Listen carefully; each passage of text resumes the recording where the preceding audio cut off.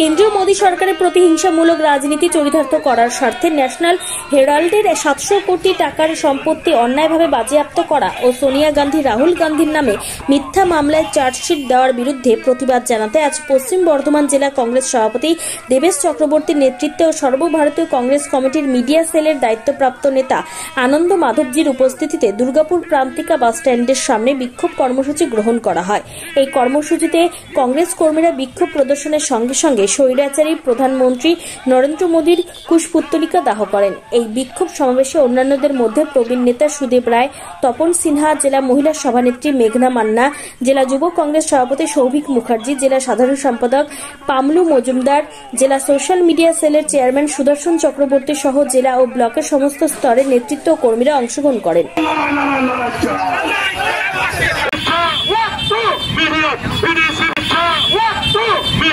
It is